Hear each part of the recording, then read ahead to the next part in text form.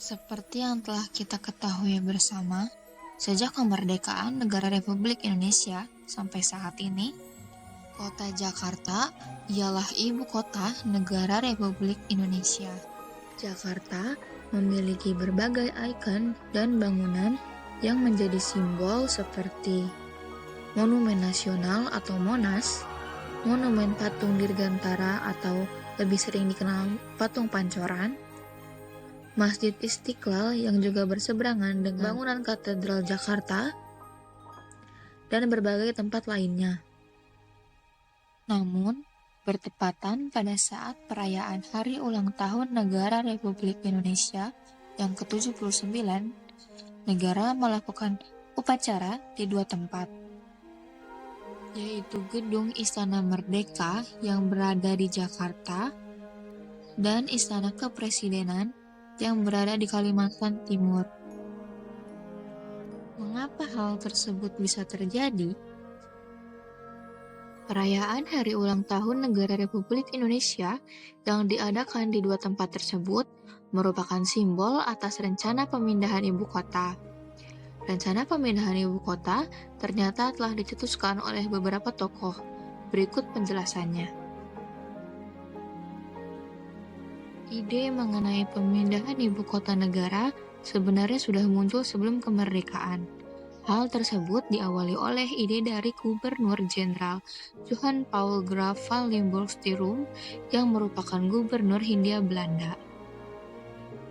Alasan pemindahan ibu kota negara pada waktu itu dikarenakan lokasi Jakarta yang berada di daerah pantai yang rendah dan akrab dengan berbagai penyakit menular seperti malaria dan diare. Secara bertahap, Limburg telah memindahkan beberapa kantor pemerintahan dari Jakarta ke Bandung. Terdapat beberapa kantor yang berhasil dipindahkan, di antaranya Kantor Pertambangan dan Energi, Gedung Geologis Laboratorium, Gedung Pensiun, Perum Bio Farma, Kantor Pos Besar, dan Kantor Pusat Kereta Api. Namun sayangnya upaya ini gagal dilanjutkan karena adanya resesi ekonomi dan korupsi.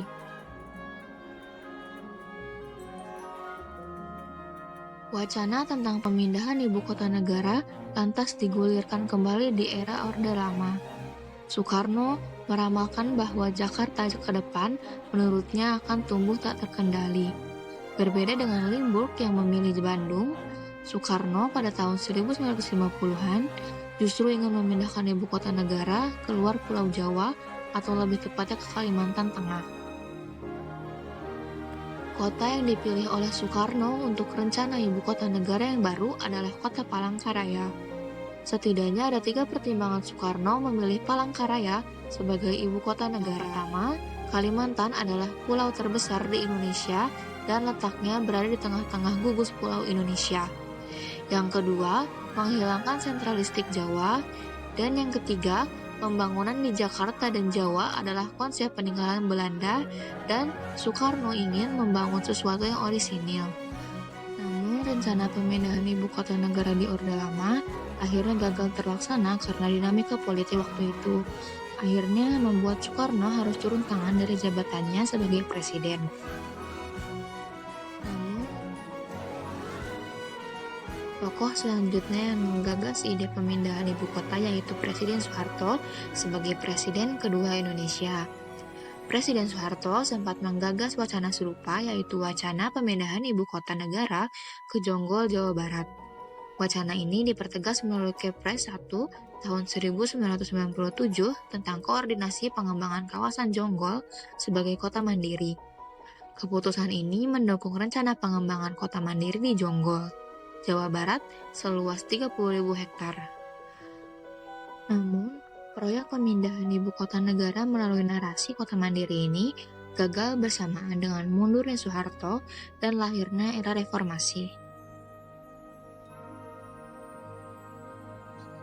Presiden Susilo Bambang Yudhoyono atau yang sering dikenal SBY turut tercatat sebagai presiden yang juga pernah mengemukakan ide tentang pemindahan ibu kota negara. SBY bahkan membentuk tim kecil yang ditugaskan untuk mengkaji ide pemindahan ibu kota negara. Muncul 3 skenario pemindahan ibu kota negara, yaitu yang pertama, tetap mempertahankan Jakarta sebagai ibu kota negara dan dilakukan pembenahan terhadap semua permasalahan. Yang kedua, memindahkan pusat pemerintahan dari Jakarta ke lokasi baru yang tetap berada di Pulau Jawa. Yang ketiga, memindahkan ibu kota negara dan pusat pemerintahan ke lokasi baru di luar Pulau Jawa. Presiden ke-7 Republik Indonesia, Presiden Joko Widodo, memiliki keinginan yang sama, yaitu memindahkan ibu kota negara Indonesia. Ada beberapa alasan yang diungkapkan, yaitu antara lain yang pertama, pertumbuhan urbanisasi yang sangat tinggi berdampak pada kemacetan, kualitas udara tidak sehat, serta penurunan daya dukung lingkungan Jakarta. Yang kedua, ancaman bahaya akan bencana seperti banjir, gempa bumi, dan tanah turun. Yang ketiga, krisis ketersediaan air bersih di Pulau Jawa, terutama DKI Jakarta, serta konversi lahan terbesar terjadi di Pulau Jawa. Yang keempat, kesenjangan sosial antara Pulau Jawa dengan pulau lain. Terdapat fakta bahwa sekitar 57% penduduk Indonesia terkonsentrasi di Pulau Jawa dan kontribusi ekonomi Pulau Jawa sekitar 59% terhadap PDB nasional. Dari rencana pemindahan ibu kota Indonesia, terdapat fakta bahwa tidak meratanya pembangunan dan keadilan ekonomi, terjadi fenomena overpopulated di Pulau Jawa, khususnya kota Jakarta, serta stagnasi peradaban sehingga perlu adanya peradaban baru sebagai representasi kemajuan bangsa dengan konsep modern, smart, and green city. Alasan pemindahan ibu kota. Yang pertama, mengurangi kesenjangan atau mendorong pertumbuhan ekonomi yang inklusif dan merata termasuk di kawasan timur Indonesia. Selama ini, Jakarta dan sekitarnya terkenal dengan pusat segalanya, yaitu pemerintahan, politik, industri, perdagangan, investasi, teknologi, budaya, dan lain-lain.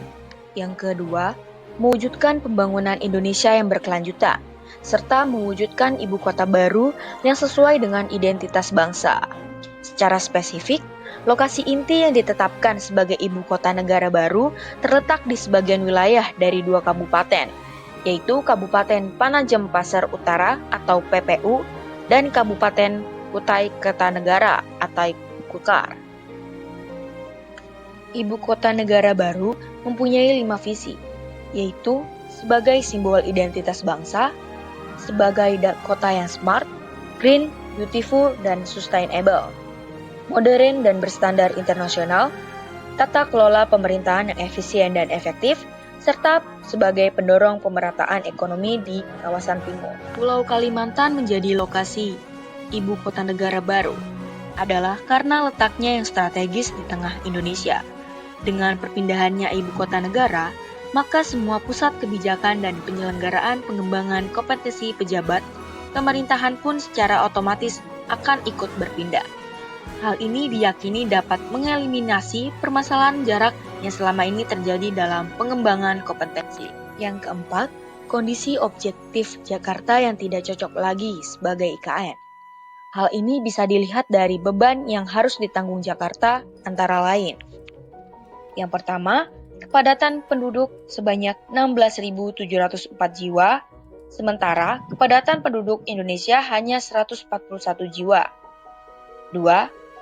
Kemacetan Jakarta yang merupakan kota termacet nomor 10 di dunia tahun 2019, walau menurun menjadi nomor 31 dari 416 kota terbesar di 57 negara 2020. 3. Permasalahan lingkungan dan geologi yang telah akut antara lain banjir yang setiap tahun melanda Jakarta dan terjadinya penurunan tanah yang mengakibatkan sebagian wilayah Jakarta berada di bawah permukaan laut.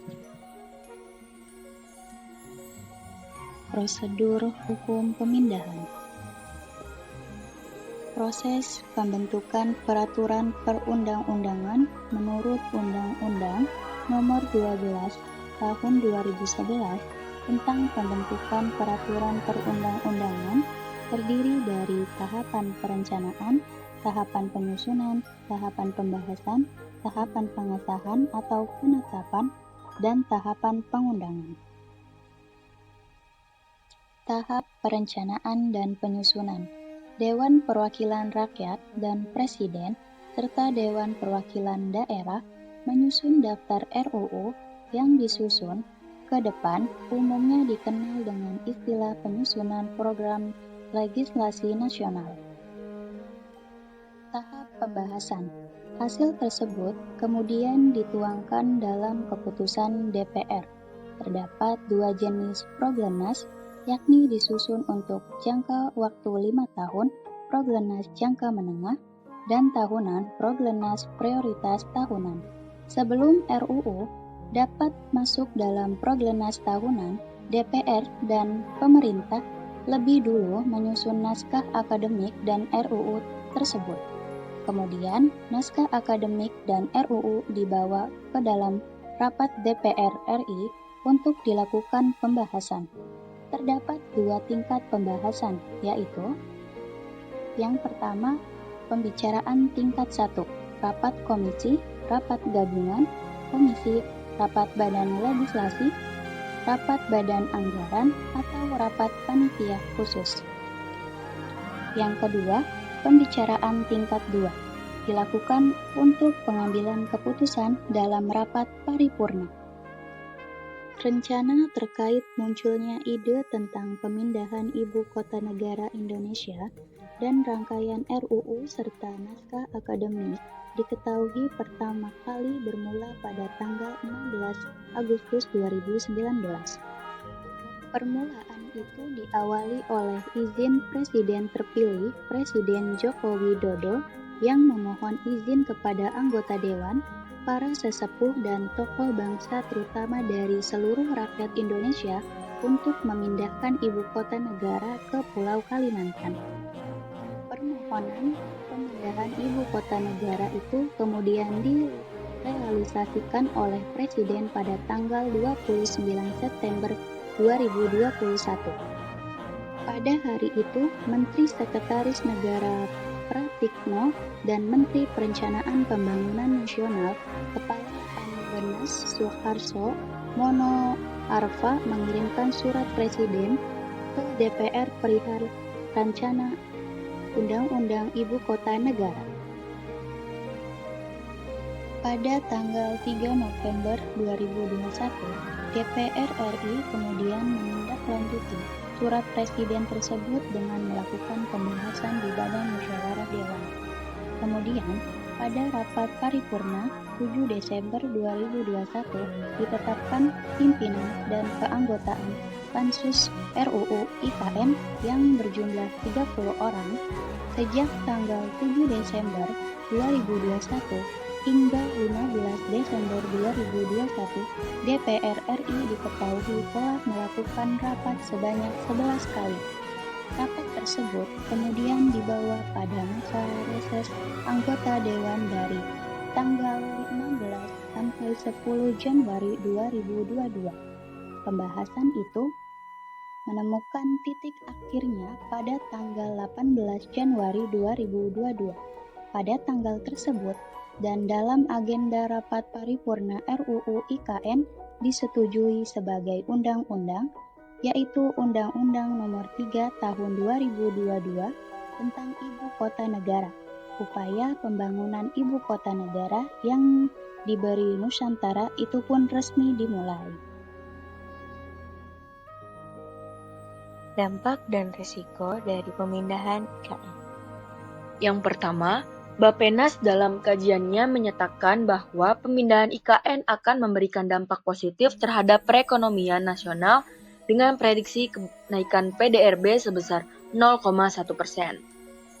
Bappenas menyatakan bahwa kenaikan PDRB bersumber dari pemanfaatan sumber daya potensial seperti pembukaan lahan untuk keperluan infrastruktur produktif dan pembukaan lapangan kerja. bagi sumber daya manusia terampil yang selama ini belum termanfaatkan. Secara spesifik, Bappenas memperhitungkan akan terjadi peningkatan upah tenaga kerja bagi wilayah sekitar yang dicerminkan dengan kenaikan price of labor sebesar 1,37%. Di Indonesia, kurang lebih 54,54% kegiatan ekonomi terpusat di Pulau Jawa, sebesar 21,58% di Sumatera, 8,20% di Kalimantan, 3,05% di Bali, Nusa Tenggara 6,22%, dan Sulawesi, Maluku, serta Papua sebesar 2,57%. Untuk itu, perpindahan ibu kota ke wilayah yang lebih sempurna agar pembangunan di Indonesia lebih merata. Kristianto 2022. Yang kedua, perpindahan pusat pemerintah ke Kalimantan akan berkontribusi banyak terhadap perkembangan ekonomi di Pulau Kalimantan, khususnya Provinsi Kalimantan Timur itu sendiri. Selain itu, bisa mengembangkan perdagangan antar daerah, terutama perdagangan antar pulau, Jawa, serta Kalimantan, sehingga terbentuk nilai ekonomi yang lebih maju. Perpindahan ibu kota baru ini akan lebih optimal jika didukung oleh produktivitas, inovasi, serta teknologi yang baik.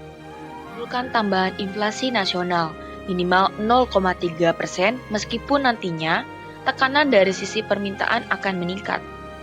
Kenaikan inflasi berasal dari perbaikan pendapatan masyarakat yang tentunya juga diikuti oleh kenaikan harga barang kebutuhan pokok. Namun, inflasi tersebut diperkirakan tidak akan terlalu mempengaruhi daya beli secara nasional karena kenaikan harga hanya terpusat di lokasi IKN baru dan wilayah sekitarnya. Yang keempat, pemindahan ibu kota negara keluar Jawa akan mengembangkan perdagangan antar daerah di Indonesia. Lebih dari 50% daerah Indonesia akan merasakan kenaikan arus perdagangan jika ibu kota negara dipindah. Perpindahan ibu kota negara juga akan mendesak investasi di provinsi ibu kota baru dan sekitarnya. Selain itu, perpindahan ibu kota akan memberikan dorongan investasi yang lebih luas pada daerah lain dan dapat meningkatkan output. Yang kelima, perpindahan ibu kota negara mengakibatkan berkurangnya kepadatan di Jakarta, baik itu kepadatan penduduk maupun kepadatan dalam aktivitas pembangunan, di mana kepadatan perkotaan yang dirasakan dapat berkurang, serta kepadatan dalam aktivitas pembangunan pun juga berkurang. Sehingga hal tersebut juga memberikan dampak yang positif, di mana udara di daerah ibu kota Jakarta menjadi lebih bersih dan polusi yang dihasilkan dari asap kendaraan bermotor pun berkurang. Secara tidak langsung, hal ini juga berdampak dalam berkurangnya persaingan dalam pencari pekerjaan. Yang keenam, pemindahan ibu kota negara memberi dampak berkurangnya eksploitasi terhadap tanah dan sumber air yang selama ini terjadi sehingga kualitas air bersih di Jakarta dapat menjadi lebih baik. Dan yang terakhir, pemindahan ibu kota negara juga dapat menyebabkan inkulturasi atau masuknya budaya-budaya Jawa ke masyarakat di Kalimantan Timur, sehingga dapat terjadi pergeseran budaya atau adat istiadat. Dengan kata lain, dapat juga terjadi meluburnya budaya masyarakat pendatang atau Jawa dengan masyarakat asal atau Daya menjadi sebuah akulturasi budaya. Pembahasan yang telah dipaparkan sebelumnya merupakan sedikit informasi mengenai pemindahan ibu kota dari Jakarta atau Pulau Jawa ke Pulau Kalimantan Timur.